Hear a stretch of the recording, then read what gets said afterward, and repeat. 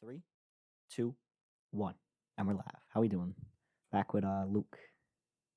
Back again? Yes, sir. Last time we were talking, we were at the studio in Westchester. Since then, we've come back to university. Just me and Luke, because AJ's a little high schooler, but it's all right. It's all right. We're Back freshmen. at it again at Krispy Kreme. Say that again. Back at it again at Krispy Kreme. What do you mean? What does that mean? Do you not know the joke? The vine where the guy he's like back at it again at Krispy Kreme. No. And he starts doing a bunch of backflips. It's like hits the sign. It's like a meme. Yeah, you haven't seen it? No. Oh Jesus. shit. Yeah. Gotta pull it up. Since we last talked, we did that podcast with you. I don't think that one's been uploaded. The second one, we uploaded the first one, where it was me and AJ, pre-election. Oh my god, that crispy. Holy, I'll play that in here. But then following that, the first one it was just me and AJ. The second one was me, you, and AJ, and the third one was a live stream. And then he did something with Guapo, the rapper, and here we are now. The live stream though, that was of the election. Here we are now a few days later. We hope this one doesn't get political, right? We both agreed on that. So what do you want to talk about?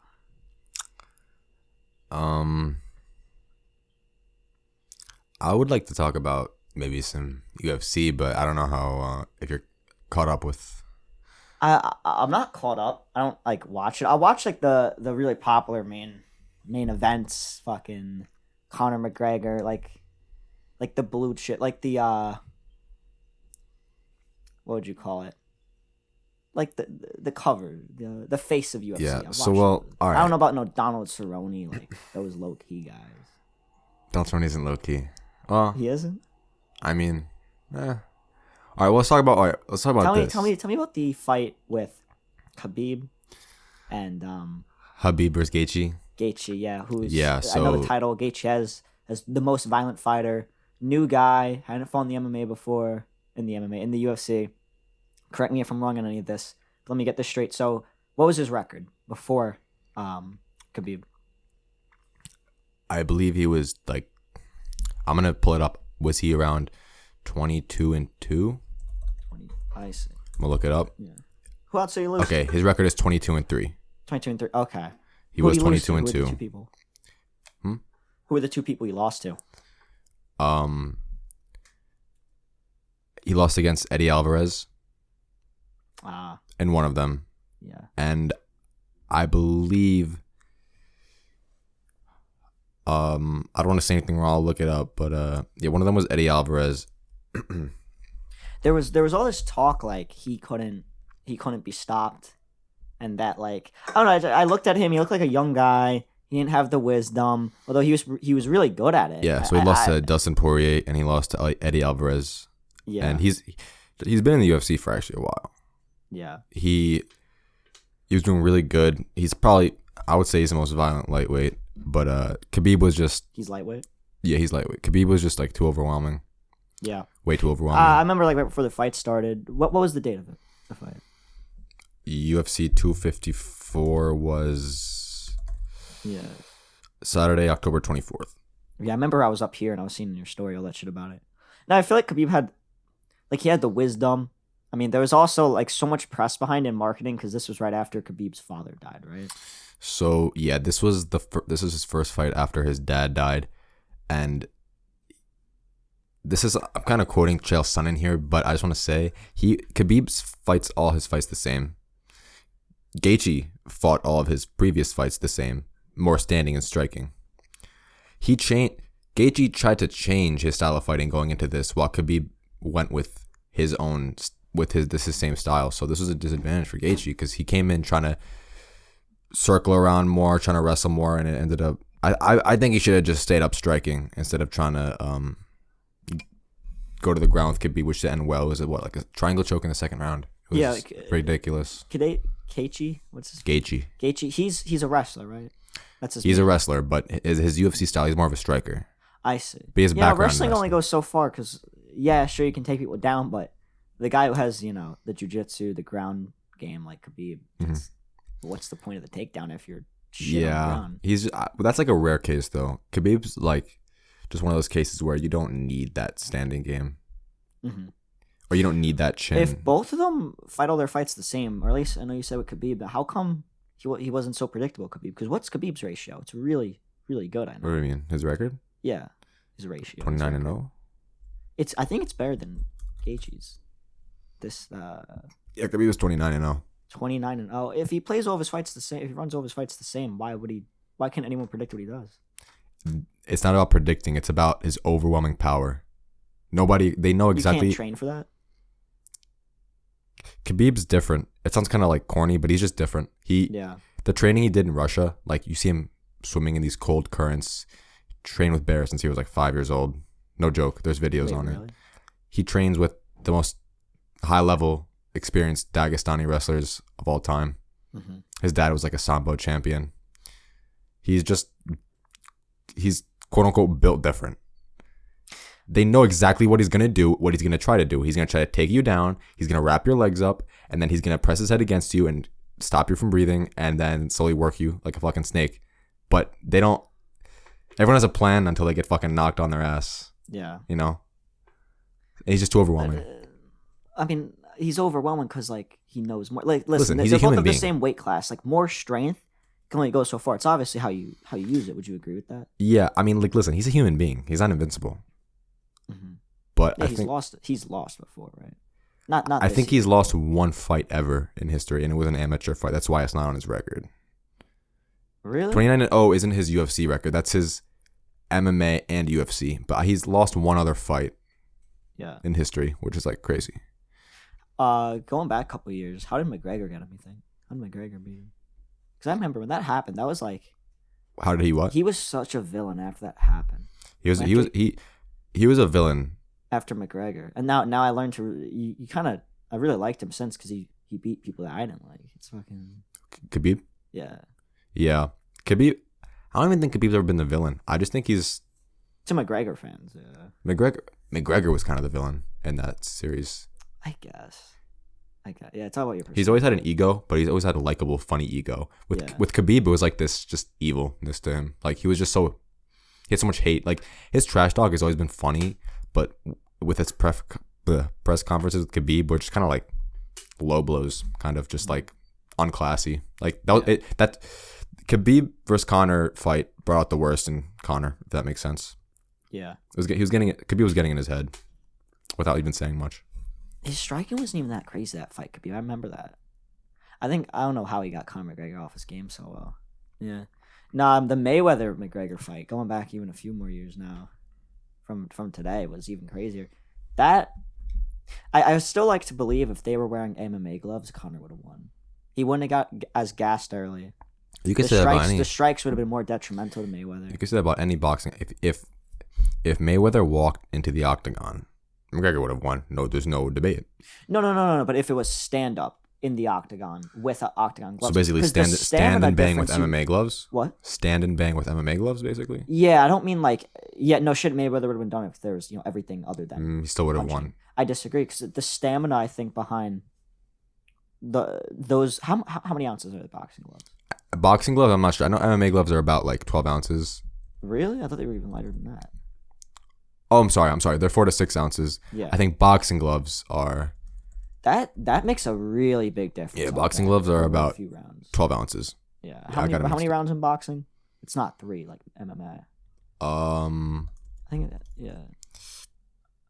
MMA. So yeah, I don't really watch boxing, but 9 to 12 rounds. 9 to 12. In MMA, it's 5 rounds per title, or.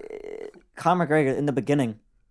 You look at the majority of his knockouts; they're within the first 2 rounds. Everything after the first 2 rounds, it tapers off. It gets much less likely that he's going to knock you out because he gets gassed. He has, like fast twitch, smaller guy, fast metabolism, reacts faster, all that, but he gets gassed faster. That's exactly what you saw in the boxing there.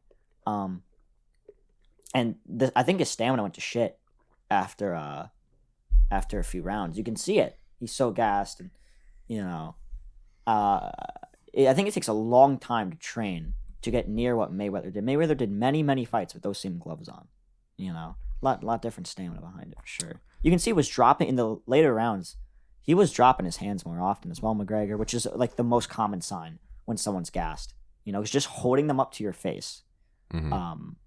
To my knowledge. Well, yeah. Well, Connor's never really had the best stamina, but it was even more so with Khabib because his style, like I said, he wraps your legs up, he presses his head against your chest, he holds your arms, and you basically are stuck under his weight for the round, and then he repeats it until he gets you in like a rear naked or a triangle choke. Like he gasses you out, and then once you're basically done, he finishes you. It's funny. That's how he got Gaethje. Gaethje looked gassed. He triangle choked Gaethje, right?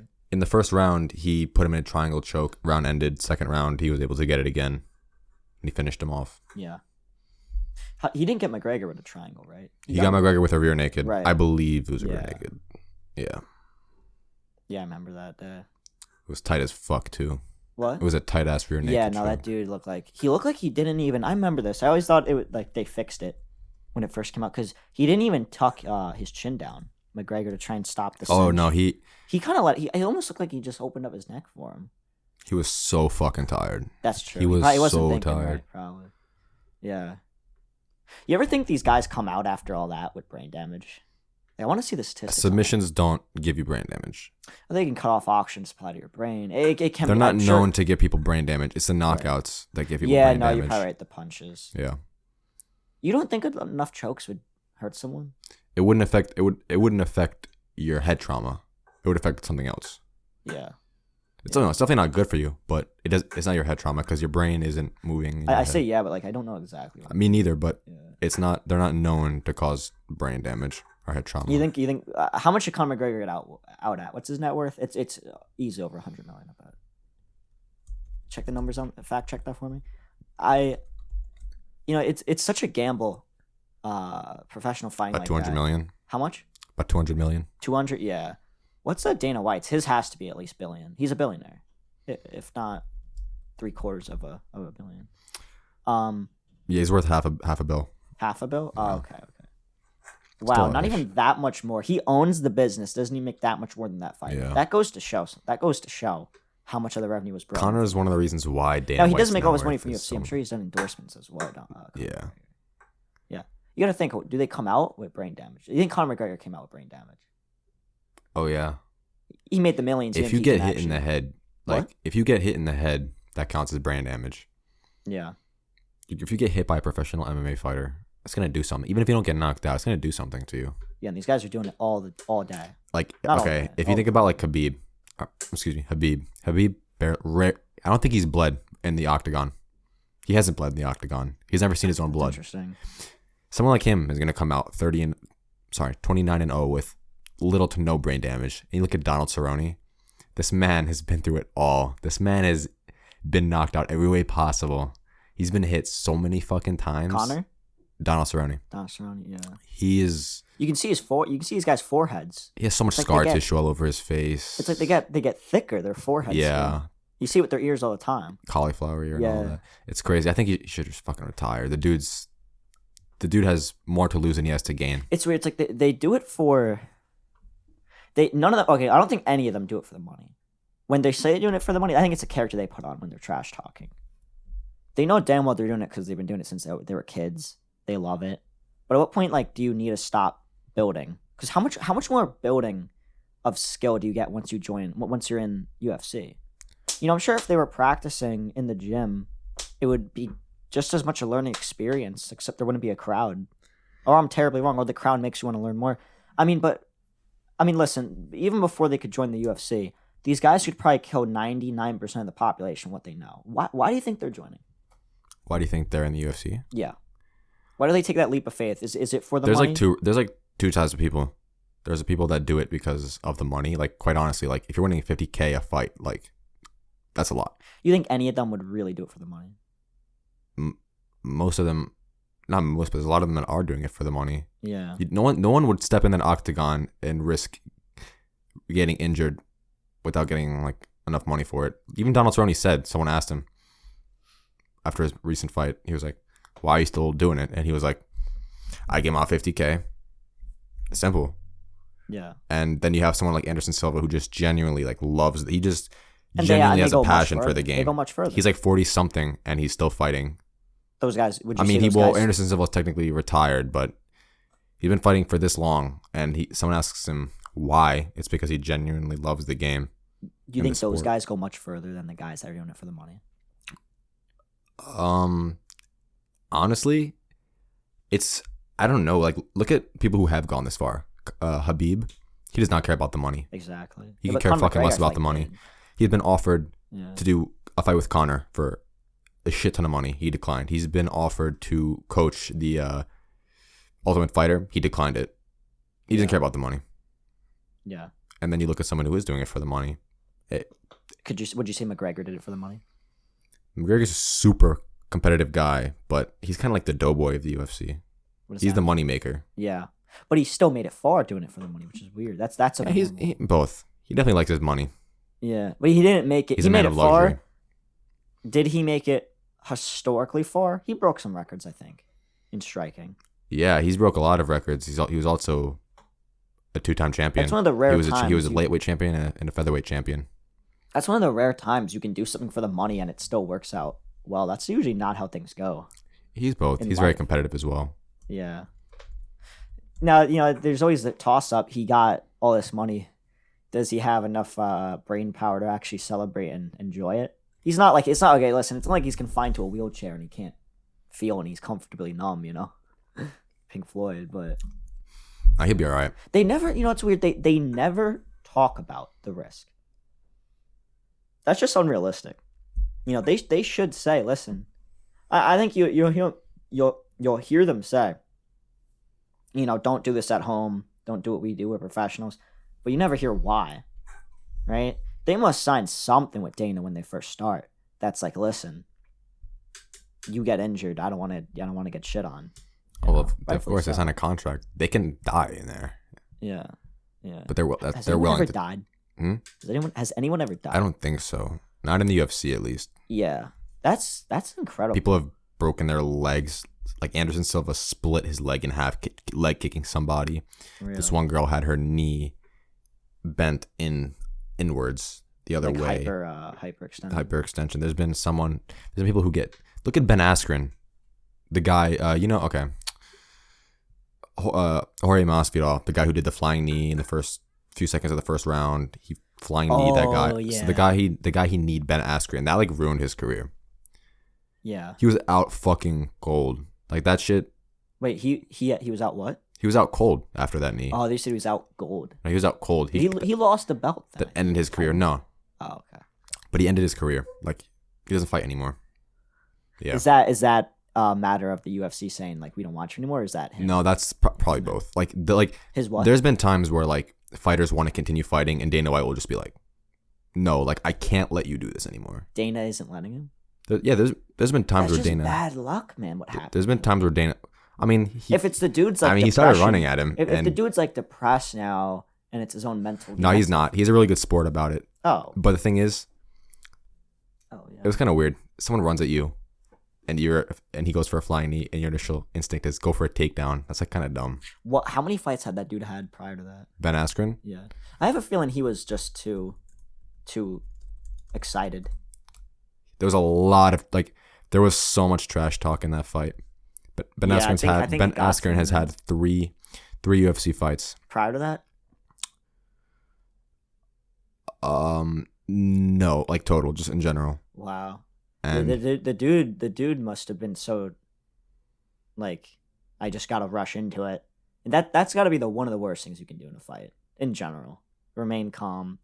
Like you gotta use adrenaline, like you see the Gracie Jiu-Jitsu guys.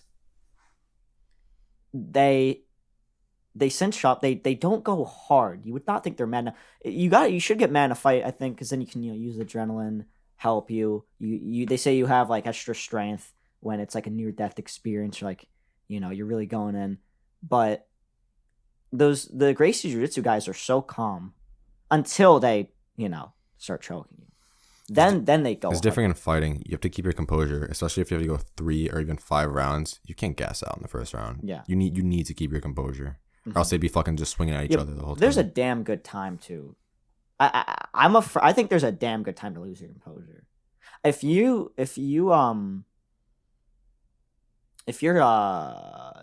top mount and you, what is it called? Where you sit up? Like if you're on the top? Yeah, of the guard. And like you sit up above someone like that, and they start punching down. I don't know the term. I mean, if you're... It's like you sit up. I forgot the name for it. It's posture up. Yeah. When you posture up, and that's...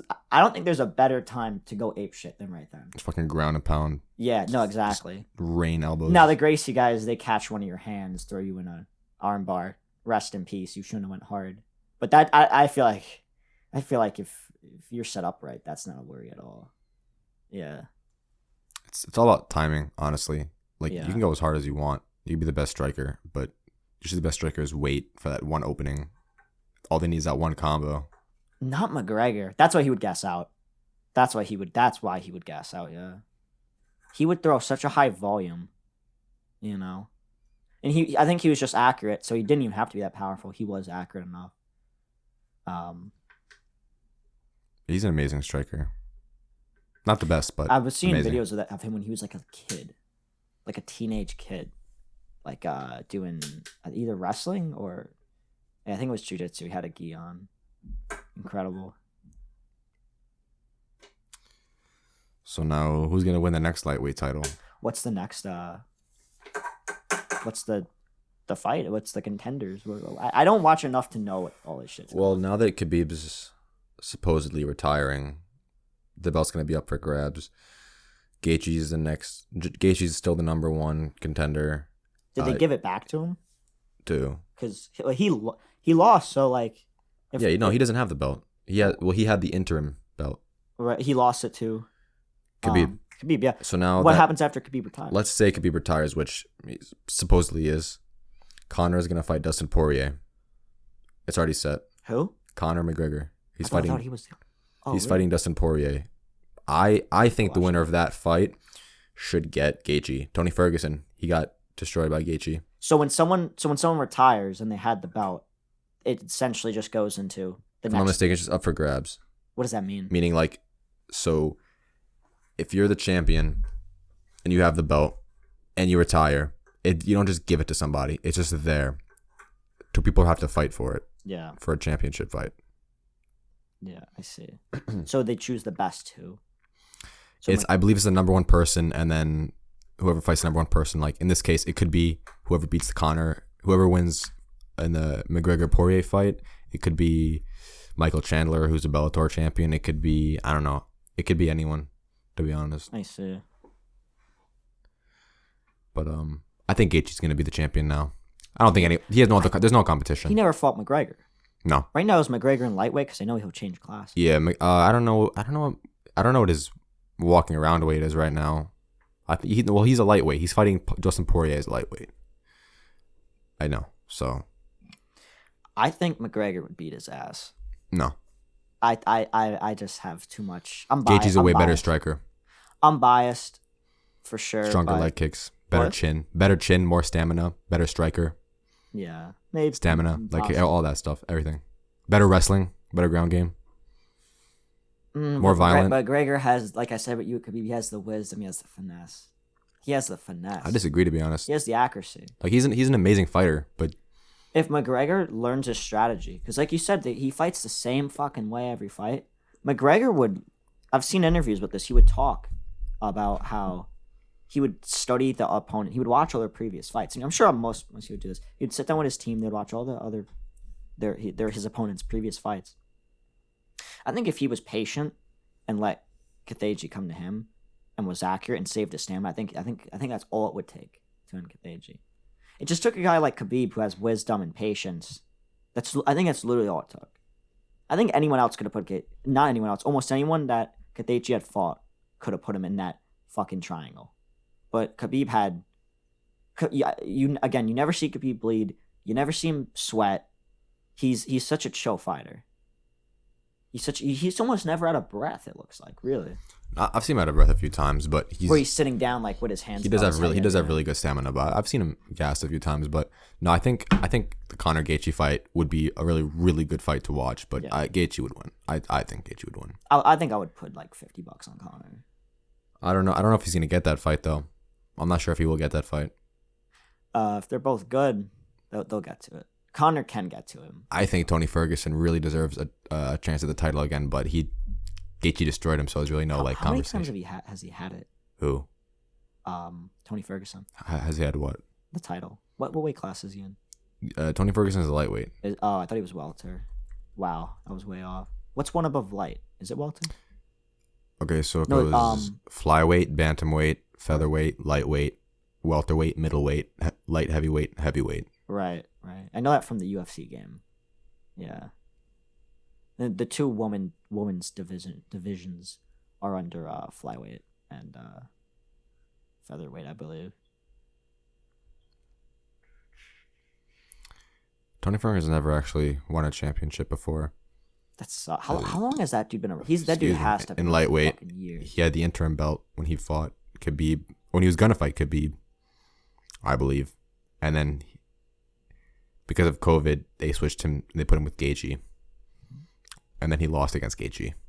Yeah. Whereas he would have had a title fight, but then that got canceled, and then he fought Gaethje, and then Gaethje had the title fight. So it kind of sucks. He got robbed, basically. Robbed? Oh my god. Yeah. How? I don't see that.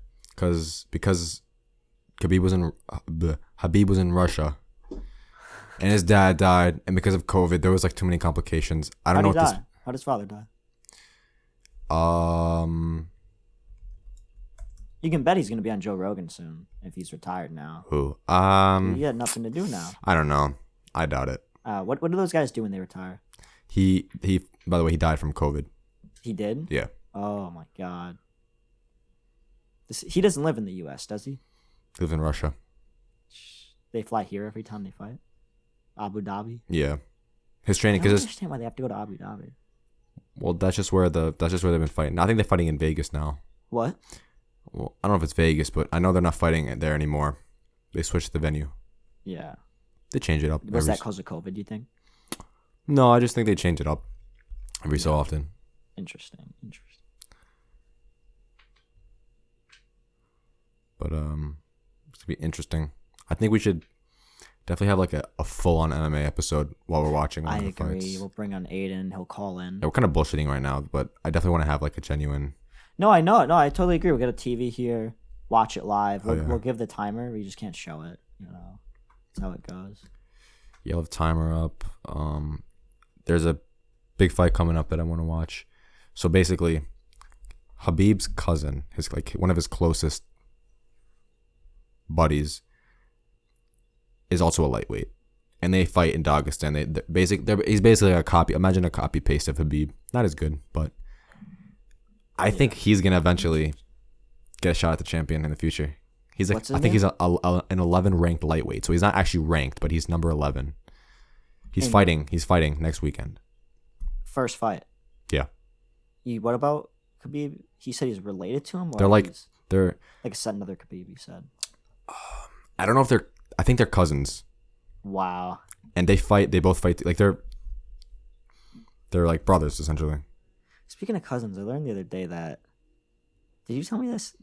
Donald Trump was related to who's the singer? It's just off topic.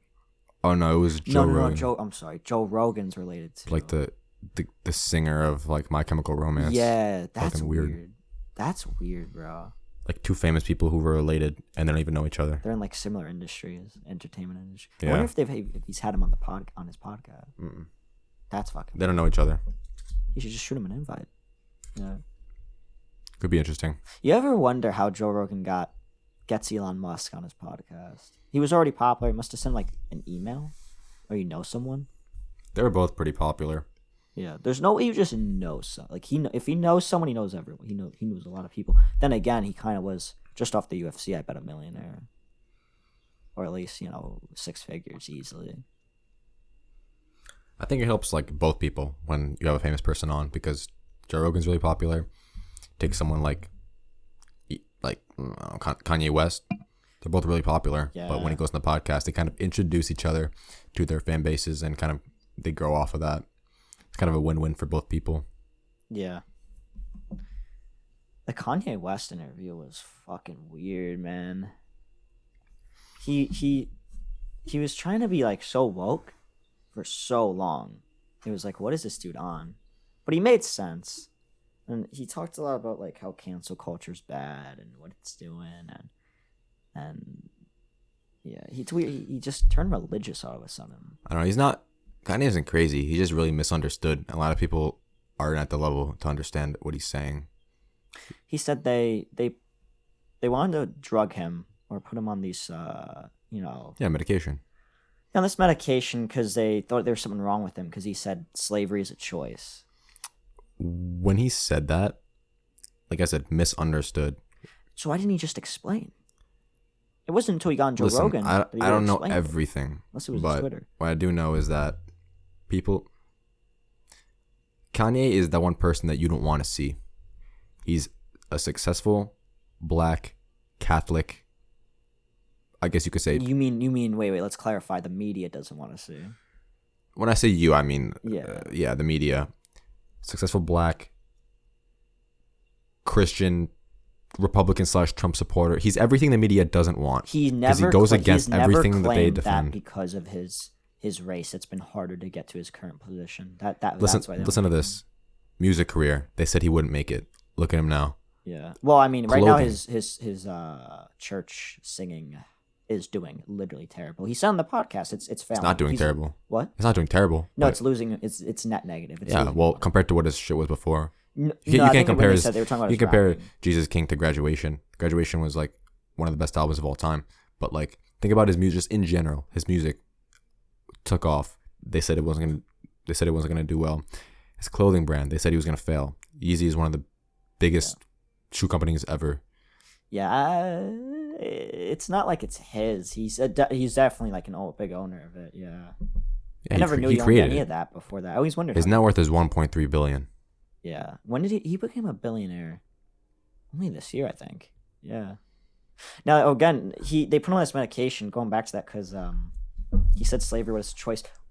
He should have explained to them what he meant. He explained on the podcast. He didn't mean like literally the slavery, from your history textbook. He meant slavery to drugs, marijuana, technology. And in that sense, like, yeah, I'm libertarian in that, freedom. And speaking of that, here's something we could talk about. They legalized all these hard drugs the night of election night. Literally heroin. We were talking on the podcast, the one we didn't upload, just days before that. That's the only drug I was against legalizing, heroin. Interesting. So he said it was a choice to be He meant enslaved. we're mentally imprisoned, basically. What? Basically what he meant was, he said this.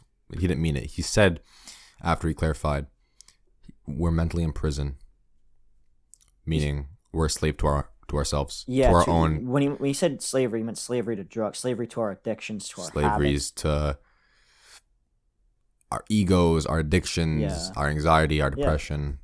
Exactly. People are so quick to assume. Yeah. Perfectly said, literally. I don't understand why you couldn't clarify that before they medicated them. I would never let them do that to me. That's like, you read the one that flew over the cuckoo's nest, right? High school. That was not it. That was a good book, but that's like what they're trying to do to him. That's like a whole different. That's a whole different topic. The what's it called? The pharmaceutical companies. It's literally the exact like moral of the story. The one who flew over the cuckoo's nest. Jesus is like, you're not fitting into society. Like, look at all those people in there. They all have their own issues, but they're probably being heavily medicated. It's not helping them. You think it's helping them? No, yeah. Well, they're being medicated because society doesn't like how real they are. The society doesn't like them, so they deem them different. Yeah. What are your thoughts on like medication? I want to before you say anything, I just want to clarify. There are some cases where medication is needed. Medication is a very good thing. Okay. But to what extent? Because there's people that have very slight issues that just, I'm going to take this, I'm going to take that because my doctor recommended it to me, even though they're making money off that. They're legal drug dealers. Who's one that said that? One of the rappers. I don't know who said that, but I agree. I think it, I forgot who. I wish I could read the quote. They're legal drug dealers. The government talked about this in that second podcast. When they banned alcohol, they found a way to tax it. They made it legal again. Same with the lottery. what's it, a roulette table was banned. People are so quick to ban this drug, ban that drug, while they're being fed drugs by the pharmaceutical companies. Oh, but they're legal. No, it's listen, and we talked to this, like, they banned, weed was illegal, now they're finding a way to, they make weed legal now, they're of course just going to find a way to tax it. Do that with roulette tables. That's where you put the ball in and it goes right. Yeah, roulette tables, any gambling, any game that was pure chance got banned, except for the lottery, because they found a way to tax that, and now they brought back everything. They just found a way to tax it. The government always does shit like this, and you were asking my thoughts on like prescribed drugs, antidepressants, anxiety meds. I know a few people that are on them, and they seriously should not be on them. They don't need to be on them. Same. I know a lot of people that are on certain drugs for reasons, but then you look at them and you're like, well, if you took that drug, wouldn't that mean that you wouldn't have that issue anymore? And they still have it. Like, oh, I take anxiety medication. Then why do you still have anxiety? It's like you build a tolerance to them, and then over time it just becomes an addiction, a straight addiction. A lot of the things that these prescribed drugs help you with are things that natural remedies can help you with. There's the issue is, okay, some people can use them, benefit off them, and get off them healthy, or some people have an illness, they're not going to recover from and need them, and will continue to need drugs for the rest of their life, and that's perfectly fine. Those people should get that. The problem is that we're so quick now. Doctors are so quick to throw people this drug. You see this with Adderall. Adderall is the most overused drug they throw at people because they assume they have ADHD. Everyone has ADHD. Same shit with Xanax. Now, the issue is, like, they're making money off it. The government's making money off it. So it's advantageous for them to throw these drugs at just about anyone.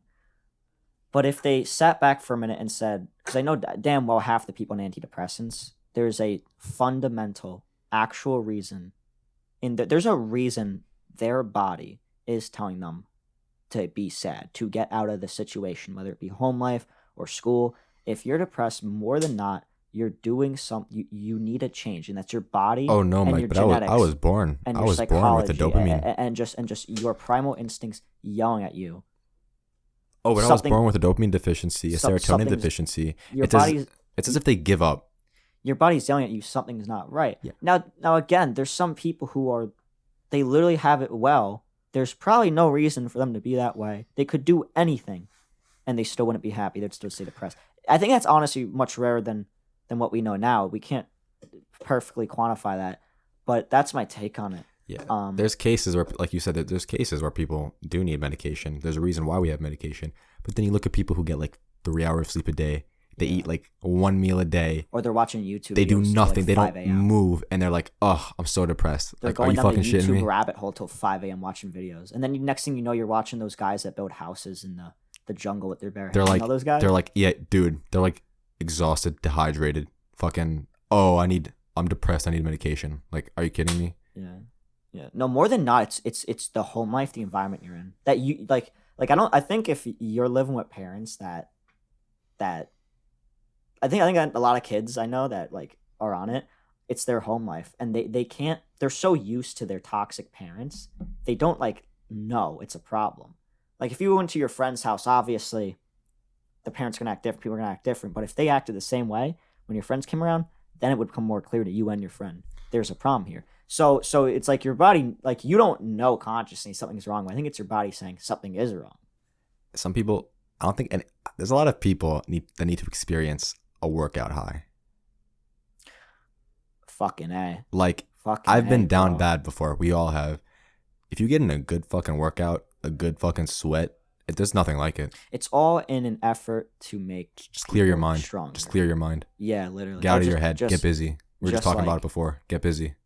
Exactly. You know? Yeah, no, I was saying that in the car. You literally get busy as no one cares. Also, stop going to bed at 4 a.m. My two biggest things. Stop going to bed at 4 a.m. and get busy.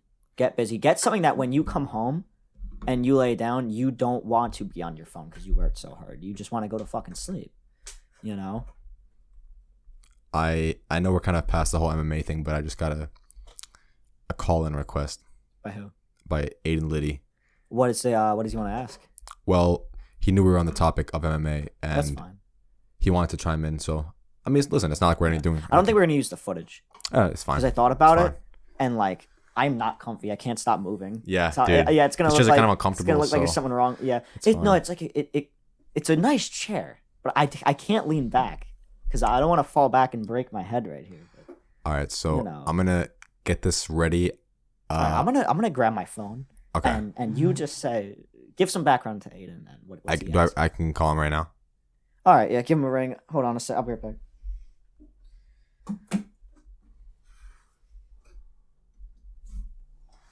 It's hot, yo. My phone is on fire. Maybe I'll use that as a thumbnail. I'll use it as a thumbnail. Yeah.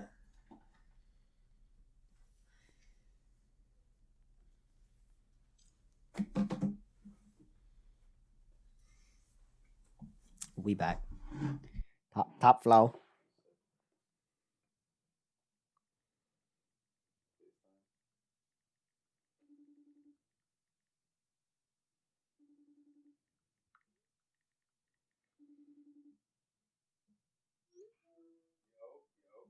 Hold it to the mic.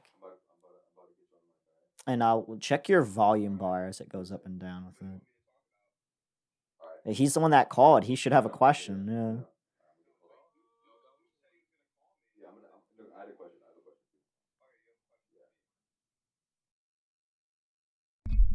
We're live we got a caller, Aiden Liddy. Say what's up. What's up? What's up to the Big Balla podcast?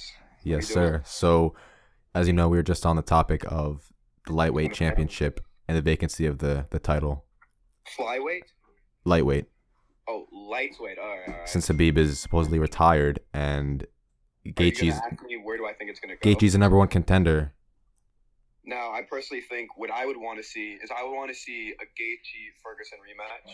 That's personally what I want to see. I know that Gaethje basically destroyed Ferguson, but you got to remember, Tony Ferguson was on a 12-win fight streak. He endured so much during that time, and many people thought that Ferguson should have fought for the title during that 12-win fight streak. And sadly, due to injury, Khabib getting injured, and a lot of stuff happening, Ferguson never got it. And in the end, Gaethje ended up, I guess, taking on that, kind of like stamina-drenched Tony Ferguson. And Tony has had a bit of a break, and I would like to see.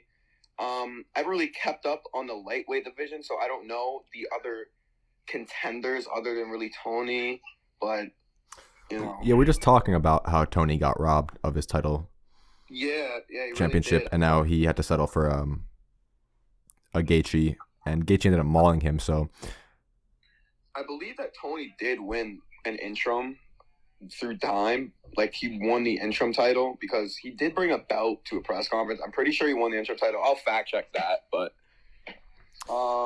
yeah, we're talking about so yeah, me and Mike were talking about who the next, assuming that Gaethje will fight for the title because he is number one. We know that Conor is going to be fighting Poirier again, so maybe winner of that fight. No, that's not. No, I heard that was a charity fight. Is that a charity fight, or am I wrong? Because somebody told me that was a charity fight. I don't think it's a charity fight anymore. Is it? It's UFC. I'm going to look that up right now. I heard the same thing, but at the same time, I also heard that, I don't know. I'm going to look it up, actually. I think you're lagging for me. Can you hear me? Yeah, I can hear you. I can hear you. All right.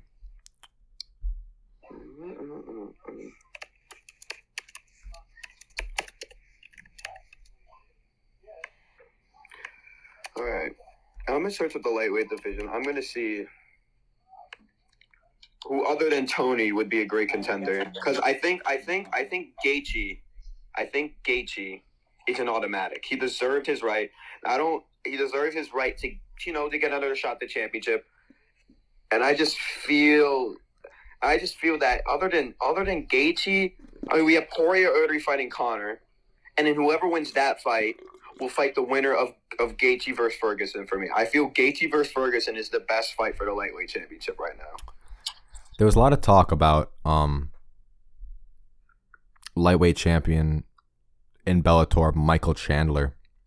Oh yeah, I've heard of him. To be honest, to me, he looks on the juice, but I don't want to get into that. But I think he has been tested for PEDs before. I'm not gonna lie. I could be wrong, but he was at the recent, what was it, UFC 250? What the last one? Yeah. Mm-hmm. He was talking to DC and them. I didn't really pay attention to him. He was supposed to fight, and then something happened. To me, he looks very good. Now, I don't. He looks good. I don't know him as a fighter. I don't know if he's a wrestler, a striker, jiu-jitsu guy. I don't know if he's a grappler or a striker. But, you know, he has. To me, just because you have a name in another organization, you have to make your name for yourself in the UFC. We can go back to Israel Adesanya. He was well known in many kickboxing organizations, but they didn't give him his title shot like at first in UFC. He had to earn it. He had to beat multiple guys. He had to get his way up, and he ended up getting it. I agree. I think there's certain fighters that deserve it and certain fighters that don't. I think Tony Ferguson did deserve it, but you know, if we look at the lightweight division, notable names that I see that I know are Donald Cerrone. I see Kevin Lee Alaquente, Charles Oliveira, and then, you know, Danny Hooker. I see a lot of these guys, but I haven't seen a lot of them fight in recent years. You know, I just recently kind of got back in UFC. You know, I've always had a loving for the sport, but to me, Tony versus Gaethje is the fight. That's a fight, and I think Dana's gonna make that the fight. Yeah, I agree. So I know I agree completely. Do you have any questions? I don't have any questions. I mean, if we're talking about the lightweight division, I like the lightweights. My favorite class is either the welterweights or the middleweights, and I want to see where we're gonna go with that because in the welterweight division, you know, a lot of people want to see Usman versus Colby Covington again, but Gilbert Burns has been waiting on that title shot.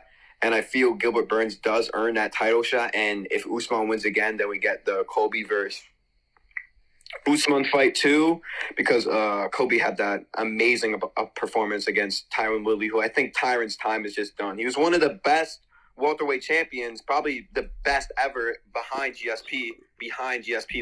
Let me get that stated, behind GSP. But yeah, I would love to see Usman and Colby go at it again. I mean, I feel in the first fight, since they're both wrestlers, they were very afraid to wrestle each other, and I think Colby's going to make adjustments to that because Tyron Woodley, if you don't know, he was an All-American wrestler at I don't know what college he went to, but he was All-American wrestler at Division I, and Colby just out-wrestled him in every aspect. I mean, just everything, and he ended up having an excellent performance. And if we're talking about middleweights, I obviously think that it's going to be, I mean, Robert Whittaker's performance against Jared Cannonier was nothing less than excellent. And, you know, I just see Robert Whittaker versus Israel again. And I think Robert's going to make a lot of adjustments that he did last time. I felt last time he kind of rushed. He was going in, striking in when Israel was just too good of a striker for him. So I think if Robert Whittaker gets another chance at Adesanya, I think he's going to lose, and I think Adesanya is also going to beat Jon Jones at light heavyweight. I don't know about that one. I can get behind Israel beating Rob, but not Jon. I don't know. I think Adesanya has a striking advantage, but Jon Jones is an overwhelming wrestler. I think he does have a significant striking advantage, but do not take away the striking. I mean, do you see what Jon Jones did to Daniel Cormier, that head kick? Do we see what Jon Jones did when he first won the UFC championship? I forgot who he versed, but I mean, his striking in that, his grappling in that, and then he finished it off with a knee. I mean, bro, Jon Jones literally choked out Lyoto Machida. If you don't know who it is, you don't know who Lyoto Machida is. He used to be in a light heavyweight. He fought for the belt against Jon. Jon had this rear naked choke on Lyoto, and he choked him out. I mean, I think Jon, other than striking, Jon's better in every aspect, and I just see all those aspects going into that fight. Like, I just think he would destroy him because Paulo Costa. I mean, all we saw from Paulo Costa was just a muscle head that just could, if he got you, if he hit you in the right place, okay, you were knocked out. But his striking wasn't like complete or anything. So I always thought Izzy was going to win that fight because, I mean, Paulo Costa didn't even show us like any ground game. Yeah, Paulo Costa was an embarrassment in that fight. He was honestly an embarrassment. But I don't know. If Adesanya does beat Jon Jones at light heavyweight, I think that will secure the GOAT position in the UFC, if I'm not mistaken. To me, for a GOAT, and I feel I hear a lot of this with the recent, Khabib beating Gaethje. Khabib is not the GOAT, and Dana White even said this. Khabib's not the GOAT. Dana White's been saying Jon Jones is a GOAT, and I've been saying Jon Jones is a GOAT since I've been watching UFC. Right now, Khabib is the pound-for-pound best fighter in the world. He's not the GOAT. The GOAT for me are Jon Jones and GSP, because those guys defended the belt. I think, how many times has Jon Jones defended? About 15 or 14 times? How many times? Yeah, the only issue is like the whole PED situation and the steroid usage, which is keeping a lot of people from calling Jon Jones the GOAT. But no one denies his title defenses, Let me rephrase myself. When Jon Jones had that long run before, after he beat Daniel, and then the whole hit and run situation happening, because people don't originally know what happened. So first, Jon Jones, his title got vanquished from him because a hit and run situation. I'm pretty sure he was coming from a party or something. He hits a pregnant woman, and they found drugs in his car, and the UFC didn't want any of that. But before that, Jon Jones had 11 title defenses. That's amazing. People don't realize you're not a true champion until you defend the belt. But if you defend it, once or twice, that's good. That's average. I mean, look at this. The heavyweight division, I'm pretty sure Stipe Miocic is the best heavyweight of all time because he's defended the belt the most times. And you know how many times he defended the belt? Only 3 times. We're talking about a guy who's defended the belt 11 times. And, that's just, for me, that's just incredible itself. I mean, he had the verse, and you look at the people he had the verse on the way: Rashad Evans, Vitor Belfort, Daniel Cormier, Alexander Gustafsson or whatever his name is. Chael Sonnen. I mean, not a prime Chael Sonnen, but Chael Sonnen nonetheless. Lyoto Machida. All these guys. I mean, these guys weren't just casuals. These guys were competitors. These guys were very good people. And the other GOAT I see is GSP. Now, I just see GSP. The thing that really impressed me about GSP is a lot of people see GSP as a grappler, which is not completely true. GSP came into the UFC as a karate guy, and George just was so obsessed with MMA that he wanted to vastly expand his game and his double legs and his jiu-jitsu. It got so much better all over time. In my opinion, I think GSP, except for the one against what was his name? I forget his name. Jimi Hendrix. Johnny Hendrix. Or Johnny Hendrix. I'm sorry. Yeah, Johnny Hendrix. And then losing to Matt Hughes and another dude, and then coming back to just destroy those guys was really impressive to me very early in his career. Yeah, my opinion, I think GSP is the MMA GOAT, but I definitely want to save that for an episode. If we could have you on, that would be great. But I want to say thank you for your call-in. Yeah. A lot of good information brought into this episode. Yeah. Thank you. Take it easy, Aiden. We'll see you around. It's easy. Yeah. That was a good call-in. Yeah. At first, I was like, this dude's talking forever. No, we'll just cut that into the other segment. Yeah. The only thing I didn't like is that we had already been talking with someone else, but I'll just crop it. Probably won't upload this whole entire thing as one. It's not like we were talking about anything specific this episode. Yeah. Kind of just bouncing back and forth. Yeah, that's true. What were we talking about prior to the call? Prior to the call, we were talking about medication in the industry and how it's kind of fucked up. I was just, I wish I knew more about the stats he brought up. Cause I wish I knew that 11 defended the title 11 times. Yeah, I think if we have him on, that would be great. I just want to buy the pay-per-views, $100 for each one, right? It's like 65. Oh, okay. If it's so expensive as shit. Then it would be more if it was a huge one. Like the Usman one, I know was $100+ on pay-per-view. Was it? Yeah, I remember we were at Aiden's. I didn't buy it, so I don't know. Yeah, we were at Aiden's. Yeah. I think. One thing we can at 8 p.m. Joe Biden's giving not a State of the Union address, but essentially a State of the Union address prior to the inauguration. I know we're not gonna get political. I think it would be really interesting to watch. I'm down. Joe Biden speech at 8. Can I grab a water? Yeah. There's one in the fridge on the bottom there. If we're bouncing around like this, it probably would be smart to live stream it as well, honestly, and then crop it later. Sorry, Red Bull in the fridge. No, it's the top of the bottle. Go open the bottom part. Kneel down. No. What? Well, that must have been this water. I got you. They deliver a victory speech at 8. All right, I'm gonna open a tab on YouTube. You should do one on your computer too. Should have one for right here. What? There's a water bottle right here. Oh, I forgot I had those. Yeah.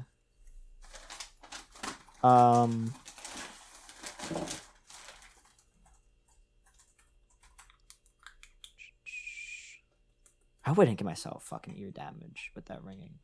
It was one time. Try. It's not a big deal. Yeah. Dude, trust me, you're fine. There's a lot of one times before it's too late. Nah, Elon Musk's new technology is neuroplant. What's it called? The brain implants? Yeah. Some crazy shit. Dude, that is like everyone. I saw this meme say everyone's shitting on Bill Gates because they think he wants to put a chip in all their brains. Meanwhile, Elon Musk admits to it. You know. Well, he literally said he is. What he's doing is gonna change the fucking world forever. It's like I forgot which movie it's like, but you know, it's not gonna be for everyone. It's like they're gonna come door to door. People think Bill Gates want to do that. I bet he does. I don't. I'm not even that. I don't even think that's that crazy. But you hear Elon Musk talk about it. It can like stimulate parts of your brain to bring back your senses, to have the memory you had at 30 at the age of like 80. That's something that is gonna bring up a lot of ethical questions. I don't know. I think technology only goes so far. I like Elon Musk. I'm really against all that implant shit.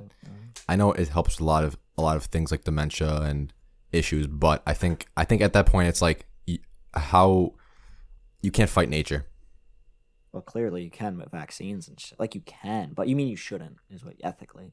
I think I am definitely on board with bringing back someone's senses, their hearing, their eyesight, their taste. That is something that I've always wanted to see if we could make someone see again.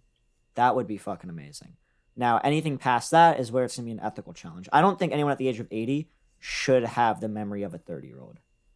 That's going to bring up a lot of tests. That's like I said, how if it's dementia and Alzheimer's, that's different. I don't know. Maybe my opinion is just a little bit different, but I don't think you should fight nature. Yeah. Listen, we have a lot of things that I might be hypocritical. Like we have surgery, which is we have medications, vaccines, but when you're talking about something like when you're talking about something that comes with age, I think sometimes just gotta let it happen. You know. You can't be against Yeah, but here's the thing. It's kind of like you the notion that everything natural is better is horribly wrong. I've heard this before. There are mushrooms that will kill you, right? There's natural things that would kill you. So, the food you ate today was more than likely made with GMOs, or something that helps them grow faster, right? So, where would you draw the line? You said you don't know, I guess. Well, here's the thing. You may say no, these implant things are good, but listen, when does it end? It's gonna start with that. Yeah. What's next? And then what's after that? That's true. When do we draw the line and let nature take its course? And as far as the whole food thing, I think there's a lot of issues that are right in front of us that, we're here talking about Neuralink or whatever the fuck, brain transplants to help with this and that, but we still have McDonald's and Burger King on every exit, and with these you said GMOs and all this shit that's causing a lot of these problems. So why don't we fix you'd be surprised. Why don't we talk about fixing what's causing the problems rather than how to fix the problem itself? That's interesting. If you're creating a solution for a problem, but you're not attacking what's causing so much of the problem itself. The population wouldn't be what it is today without GMOs. I'm a firm believer in GMOs. I think it's great. We use them. I think it's just different ethically with something you put in your brain rather than something we just put with a plant in the ground. I mean, if my parents or that my grandparents couldn't remember me or they couldn't remember their spouses because of age, I think I'm slightly on board with that. That's I don't know. That's me. But do you have the YouTube open? What do I look up? Joe Biden 8 p.m. speech.